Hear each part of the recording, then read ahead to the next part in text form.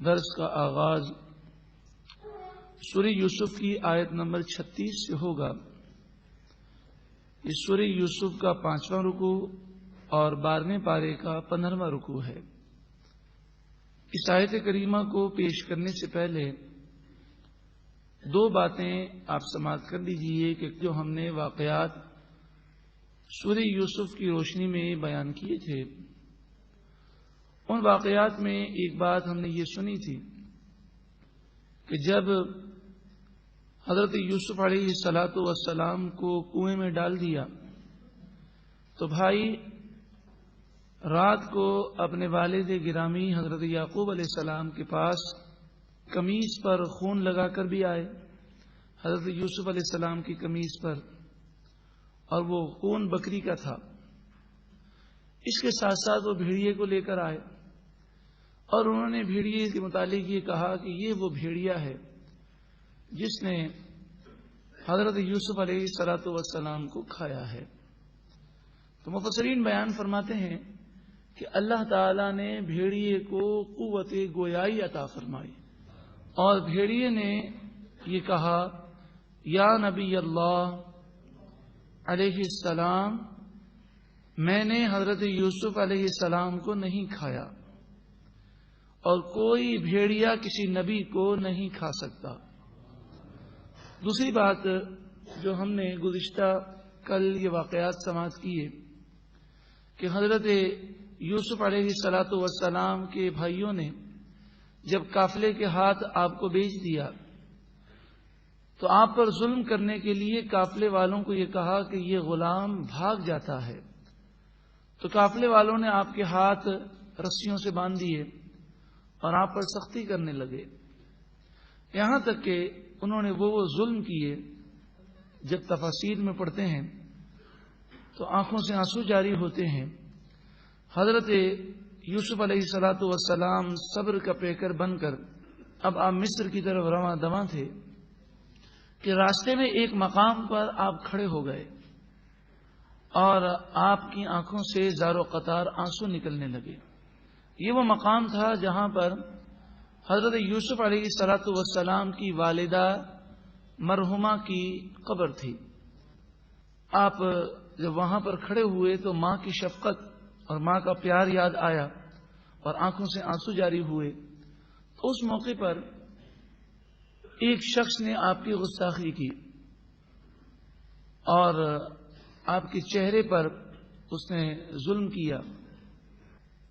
یہ وہ موقع تھا جب اس شخص پر فالج کا حملہ ہوا اور اس کا ہاتھ شل ہو گیا۔ بس قافلے کے سردار نے جب یہ منظر دیکھا تو سمجھ گیا کہ یہ بچہ کوئی روحانی طاقت رکھتا ہے۔ حضرت یوسف علیہ السلام سے کہا کہ آپ اسے معاف کر دیں۔ حضرت یوسف علیہ السلام کے صبر اور آپ کے عفو و درگزر پر دیکھیے کہ آپ نے کہا کہ میں نے اسے معاف کیا۔ آپ کا معاف کرنا تھا کہ اس کا ہاتھ صحیح ہو گیا۔ پھر اس کے بعد قافلے والوں نے آپ کی رسیاں کھول دیں، قافلے والوں نے آپ کی توہین اور بے ادبی نہ کی۔ اس آیت کریمہ آیت نمبر 36 میں اس بات کا بیان ہے کہ جب حضرت یوسف علیہ السلام کو جیل میں ڈال دیا گیا اور جیل میں 5 سال گزر گئے، وَدَخَلَ مَعَهُ السِّجْنَ فَتَيَانِ، حضرت یوسف علیہ السلام کے ساتھ جیل خانے میں 2 نوجوان داخل ہوئے۔ ایک بادشاہ کو شراب پلانے والا تھا، ساقی تھا، اور ایک بادشاہ کے لیے کھانا پکانے والا تھا، باورچی تھا۔ دونوں پر یہ الزام تھا کہ انہوں نے بادشاہ کو زہر دینے کی کوشش کی ہے۔ قال احدہما، ان دونوں میں سے ایک بولا، انی اغانی اعصر خمرا، بے شک میں نے خواب میں یہ دیکھا کہ انگور کے خوشوں سے میں شراب نچوڑ رہا ہوں۔ 3 انگور کے خوشے میرے ہاتھ میں ہیں اور اس کو نچوڑ کر میں رس بنا رہا ہوں، اور یہ رس میں شراب بنانے کے لیے نکال رہا ہوں۔ قال الآخر، دوسرے نے کہا کہ میں نے خواب میں دیکھا، انی اغانی احمل فوق رأسی خبزا، میں نے خواب یہ دیکھا کہ میرے سر پر روٹیاں ہیں، جو میں اپنے سر پر روٹیاں اٹھائے ہوئے ہوں، تأکل الطیر منہ، ان روٹیوں سے پرندے نوچ نوچ کر کھاتے ہیں۔ نبئنا بتأویلہ، اے یوسف علیہ السلام اس خواب کی تعبیر بیان کیجیے۔ انا نراک من المحسنین، بے شک ہم آپ کو نیکوکار دیکھتے ہیں۔ حضرت یوسف علیہ السلام نے علم یقینی یعنی وحی الہی کے ذریعے یہ بات جان لی کہ ان دونوں میں سے ایک زندہ بچے گا اور دوسرا مارا جائے گا۔ تو آپ نے یہ خیال کیا کہ انہیں ایمان کی دعوت دی جائے، دونوں مشرک تھے، تو آپ نے ایمان کی دعوت دینے کے لیے ان کے سامنے اپنے معجزے کا اظہار فرمایا۔ اسلامی عقیدہ یہ ہے کہ اللہ تعالی انبیاء کو، اولیاء کو جو طاقت اور قوت عطا فرماتا ہے، یہ اپنی طاقت و قوت کا اظہار اکثر اسی مقام پر کرتے ہیں جب دین کی ترویج و اشاعت کے لیے اس کی حاجت ہوتی ہے۔ تو حضرت یوسف علیہ السلام نے اپنی طاقت کا اظہار کیا، اللہ تعالیٰ نے جو آپ کو علم غیب عطا فرمایا اس کا اظہار کیا۔ آپ نے فرمایا دیکھو خواب کی تعبیر تو بہت سے لوگ بتا دیتے ہیں، لیکن میں تمہیں غیب کی باتیں بتاتا ہوں، اس لیے کہ میں اللہ کا نبی ہوں اور یہ علم مجھے اللہ نے دیا ہے۔ آپ نے فرمایا ابھی جیل میں تمہیں کھانا دیا جائے گا، کون کھانا لے کر آئے گا، اس نے کپڑے کیسے پہنے ہوں گے، کس برتن میں کھانا دیا جائے گا، کھانے میں کیا کیا شامل ہوگا، وہ ساری تفصیل آپ نے بیان کر دی۔ قال، فرمایا لا یأتیکما طعام ترزقانہ الا نبأتکما بتأویلہ قبل ان یأتیکما، وہ کھانا جو تمہیں کھانے کے لیے دیا جائے گا اس کے آنے سے پہلے میں تمہیں اس کی خبر دیتا ہوں۔ جب آپ نے انہیں اپنی طاقت اور اللہ کی طرف سے دیے ہوئے علم کا آپ نے اظہار کیا، پھر فرمایا ذالکما مما علمنی ربی، یہ علم غیب اس علم سے ہے جو مجھے میرے رب نے سکھایا۔ انی ترکت ملت قوم لا یؤمنون باللہ وہم بالآخرۃ ہم کافرون، میں نے اس قوم کے دین کو اختیار نہ کیا کہ جو اللہ پر ایمان نہیں رکھتے اور وہ کافر ہیں، آخرت کا انکار کرنے والے ہیں، ایسی قوم کا دین میں نے اختیار نہ کیا۔ واتبعت ملت آبائی، میں نے تو اپنے آباء و اجداد کے دین کی پیروی کی۔ کون آباء و اجداد؟ ابراہیم و اسحاق و یعقوب، ابراہیم علیہ السلام، اسحاق علیہ السلام اور یعقوب علیہ السلام۔ یہاں پر بھی آپ دیکھیں آبائی کا لفظ ہے، آبا ابن کی جمع ہے، اور ابن کے معنی بڑے وسیع ہیں۔ ابن والد کو بھی کہتے ہیں، ابن دادا کو بھی کہتے ہیں، ابن پردادا کو بھی کہتے ہیں، ابن چچا کو بھی کہتے ہیں، اور ابن اسلامی اصطلاح میں یا عربی اصطلاح میں تایا کو بھی کہتے ہیں۔ یہاں پر ابن کی جمع آبائی ہے اور اس کی تشریح ابراہیم، اسحاق اور یعقوب علیہ السلام سے ہے۔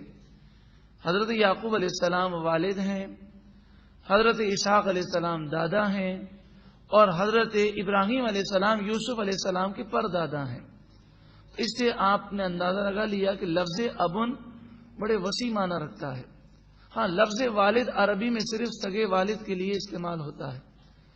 حضرت ابراہیم علیہ السلام نے اپنے چچا کے لیے یا ابتی کہا، یا قرآن پاک میں ہے لی ابی ہی آزرا، آزر حضرت ابراہیم علیہ السلام کا چچا ہے، اس لیے کہ حضرت ابراہیم علیہ السلام کے والد وہ مومن تھے، وہ بت پرست نہیں تھے۔ اس کے بارے میں کئی احادیث موجود ہیں، اور امام جلال الدین سیوطی الشافعی علیہ الرحمہ نے آج سے کئی سو سال قبل اس موضوع پر آپ نے بڑی مفصل کتاب کو تحریر فرمایا۔ دوسری بات، ایک طرف تو ہم قرآن پاک میں یہ دیکھتے ہیں کہ کافر کی جب مذمت کی جاتی ہے تو کہا جاتا ہے کہ کافر لوگوں نے اپنے آباء و اجداد کی پیروی کی، اور یہاں پر حضرت یوسف علیہ السلام بھی یہی کہہ رہے ہیں کہ میں نے اپنے آباء و اجداد کی پیروی کی۔ تو مفسرین بیان فرماتے ہیں آباء و اجداد کی پیروی اس وقت بری ہے جب آباء و اجداد نیک اور صالح نہ ہوں۔ اگر وہ نیک اور صالح ہوں تو ان کی پیروی کرنا تو اہدنا الصراط المستقیم صراط الذین انعمت علیہم میں داخل ہے، کہ جب ہم صراط مستقیم کو سوال کرتے ہیں، عرض کرتے ہیں پروردگار ان لوگوں کے راستے پر چلا جن پر تو نے انعام کیا، تو ہمارے آباء و اجداد اگر نیک ہوں، جن پر اللہ تعالیٰ نے فضل فرمایا، صالحین ہیں، تو ان کے نقش قدم پر چلنا یہ تو عین قرآن کے مطابق ہے۔ قرآن پاک میں جہاں کافروں کی مذمت کی گئی وہاں یہ بھی فرمایا گیا کہ ان کے آباء و اجداد وہ ہدایت پر نہ تھے، ان کے آباء و اجداد عقل نہ رکھتے تھے، وہ نادان تھے، وہ گناہ گار تھے۔ واتبعت ملت آبائی، میں نے اپنے آباء و اجداد کے دین کی پیروی کی، ابراہیم و اسحاق و یعقوب، یعنی ابراہیم، اسحاق اور یعقوب علیہم السلام۔ ما کان لنا ان نشرک باللہ من شیء، ہمارے لیے ہرگز یہ جائز نہیں کہ ہم کسی چیز کو بھی اللہ کے ساتھ شریک ٹھہرائیں۔ ذالک من فضل اللہ علینا، یہ ہم پر اللہ کا فضل ہے، وعلی الناس، اور لوگوں پر بھی فضل ہے، ولکن اکثر الناس لا یشکرون، لیکن اکثر لوگ شکر نہیں کرتے۔ آپ جیل میں نصیحت فرما رہے ہیں، یا صاحب السجن، اے جیل کے ساتھیوں، ارباب متفرقون خیر ام اللہ الواحد القہار، ذرا بتاؤ کئی بتوں کو خدا بنا لینا یہ زیادہ بہتر ہے، یا صرف ایک اللہ واحد قہار کی عبادت کرنا یہ زیادہ بہتر ہے؟ یقیناً اللہ ہی کی عبادت کرنا یہ کامیابی ہے، اور بتوں کی پوجا کرنا یہ تباہی و بربادی ہے۔ حضرت یوسف علیہ الصلوۃ والسلام کے واقعات میں نصیحت ہے، جیل میں بھی تبلیغ دین فرما رہے ہیں، جھجک نہیں ہے، اسلام کی دعوت عام کر رہے ہیں۔ اللہ کرے ہم سے بھی جھجک دور ہو جائے، اور جہاں ہم اپنی زبان کاروبار کے لیے، اپنی دنیا کے لیے استعمال کرتے ہیں، کاش ہم قرآن کی دعوت دینے کے لیے اپنی اس زبان کو استعمال کریں اور ہمارے دل سے جھجک دور ہو جائے۔ ما تعبدون من دونه الا اسماء سمیتموها انتم وآباؤکم، مشرکین اپنے ہاتھوں سے بت بناتے، اپنے خیالات کے مطابق بتوں کی شکلیں بناتے، اور پھر اپنے خیالات کے مطابق ان کے اختیارات اور ان کی طاقت مانتے۔ آج بھی ہندوستان میں جائیں تو کوئی فتح کی دیوی بنائی ہے، تو کوئی موت کی دیوی ہے، تو کوئی موت کا دیوتا ہے، تو کوئی بارش برسانے کا دیوتا ہے۔ تو اپنی طرف سے انہوں نے یہ من گھڑت خیالات بنائے ہیں۔ فرمایا تم اللہ کو چھوڑ کر جن بتوں کی پوجا کرتے ہو، یہ تو وہ نام ہیں جو تم نے اور تمہارے آباء و اجداد نے خود اپنی طرف سے رکھے ہیں۔ ما انزل اللہ بہا من سلطان، اللہ تعالی نے کوئی حجت نازل نہیں فرمائی، تو بتوں کو کوئی اختیار نہیں۔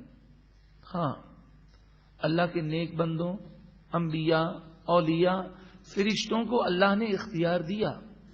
ہمارا یہ عقیدہ ہے کہ حضرت میکائیل علیہ السلام بارش برساتے ہیں، حضرت میکائیل علیہ السلام روزی دیتے ہیں، حضرت ملک الموت علیہ السلام روح قبض کرتے ہیں، مگر یہ اختیار بھی ذاتی نہیں، باذن اللہ ہے، اللہ کی عطا سے ہے۔ وہ خدا نہیں ہے، عبادت صرف اور صرف اللہ ہی کی جاتی ہے۔ ان الحکم الا للہ، فیصلہ کرنے والا تو صرف اللہ تعالی ہے۔ اللہ کے فیصلے کے بعد کسی اور کے فیصلے کی کوئی حیثیت نہیں رہتی۔ تو کوئی شریعت کے خلاف فیصلہ کرے، اس کا فیصلہ کوئی حیثیت نہیں رکھتا۔ امرا، اللہ نے حکم دیا، اللہ تعبدوا الا ایاہ، تم صرف اسی کی عبادت کرو، اللہ ہی کی عبادت کرو۔ ذالک الدین القیم، یہ سیدھا اور سچا دین ہے۔ وَلَٰكِنَّ أَكْثَرَ النَّاسِ لَا يَعْلَمُونَ، لیکن اکثر لوگ اس بات کو جانتے نہیں ہیں۔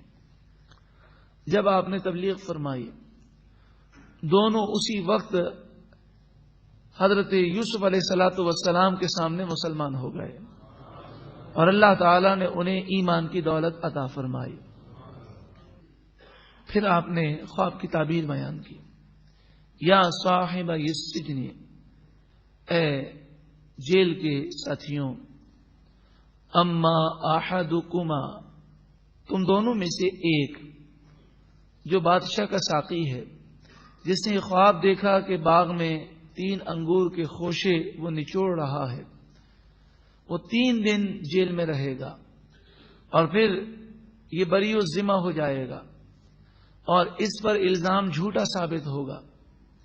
فَيَسْقِي رَبَّهُ خَمْرًا، پھر وہ اپنے بادشاہ کو شراب پلائے گا، اور اسی نوکری پر دوبارہ نافذ ہو جائے گا، فائز ہو جائے گا۔ یہاں پر یہ سوال ہے کہ جب یہ ہم کہتے ہیں مسلمان ہو گیا، اس کے بعد تفسیر میں یہ بھی ہے کہ وہ بادشاہ کو شراب پلانے کی ڈیوٹی پر دوبارہ فائز ہو گیا، تو یہ آپ بات کو ذہن میں رکھیں کہ شراب ہماری شریعت میں حرام ہے، اور ہماری شریعت میں بھی ابتدائے اسلام میں جائز تھی۔ ابتدا میں شراب کا پینا حلال تھا، پھر بعد میں شراب کو حرام کیا گیا۔ 7ویں پارے میں یہ آیت کریمہ موجود ہے کہ مدینہ منورہ میں جب یہ آیت کریمہ نازل ہوئی تو مسلمانوں نے اس موقع پر مکمل طور پر شراب کو چھوڑ دیا۔ وَأَمَّا الْآخَرُ، اور بہرحال دوسرا جو بادشاہ کا باورچی ہے، جس نے یہ دیکھا کہ اپنے سر پر روٹیاں رکھے ہیں اور پرندے اس روٹیوں کو کھا رہے ہیں، فَيُسْلَبُ، پس اسے قتل کیا جائے گا اور سولی پہ چڑھایا جائے گا۔ فَتَأْكُلُ الطَّيْرُ مِن رَأْسِهِ، پس اس کے سر سے پرندے کھائیں گے، یعنی اس کے سر کو جب یہ مر جائے گا اور سولی پہ چڑھا دیا جائے گا تو اس کے سر کو پرندے نوچیں گے، وہ پرندے جو مردہ خور ہیں۔ جب یہ خواب کی تعبیر بیان کی، انہوں نے معذرت کی اور کہا ہم تو پہلے کافر تھے، اب ایمان لے آئے، ہم نے تو آپ کو آزمانے کے لیے اپنی طرف سے جھوٹا خواب بنایا تھا، یہ خواب تو ہم نے دیکھا ہی نہیں ہے۔ آپ نے فرمایا نبی کی زبان سے جو کلمات نکل جائیں وہی ہوتا ہے۔ قضی الامر الذی فیہ تستفتیان، جس کے بارے میں تم نے سوال کیا اس کا فیصلہ کر دیا گیا، اب وہی ہوگا جو میں نے بتایا۔ اور پھر حضرت یوسف علیہ السلام نے فرمایا یہ تو تم نے خواب کا ذکر کیا، میں نے تمہیں خواب کی تعبیر نہیں بتائی، میں نے تو تمہیں تقدیر کا فیصلہ سنایا تھا. اللہ تعالیٰ نے آپ کو اتنا علم دیا تھا کہ آپ خواب کی تعبیر بیان کرتے تو اندازے نہ ہوتے، بلکہ وہ یقینی تقدیر کے فیصلے آپ بیان کرتے کہ مستقبل میں یہ ہوگا.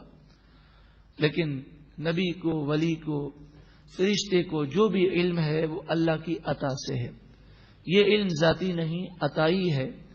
جب اللہ تعالیٰ عطا فرماتا ہے ان کے لیے یہ ساری چیزیں روشن اور منور ہوتی ہیں.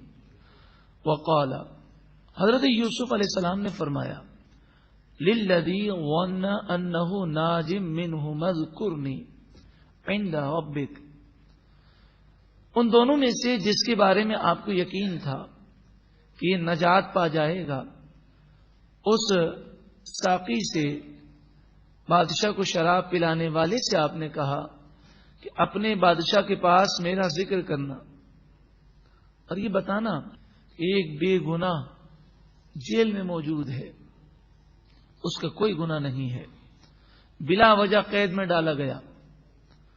فَأَنْسَاهُ الشَّيْطَانُ ذِكْرَ رَبِّهِ، بس شیطان نے اسے بھلا دیا اور وہ اپنے بادشاہ کے سامنے حضرت یوسف علیہ السلام کا ذکر نہ کر سکا.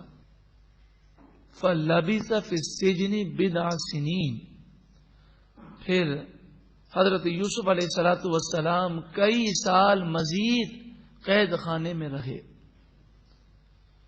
5 سال گزر چکے تھے، مزید 7 سال آپ قید میں رہے ایک روایت کے مطابق. اس طرح قید خانے میں 12 سال ہو گئے. نبی ہونے کے باوجود آپ نے کیسا صبر کیا اور کیسی کیسی مشکلات آپ نے برداشت کی.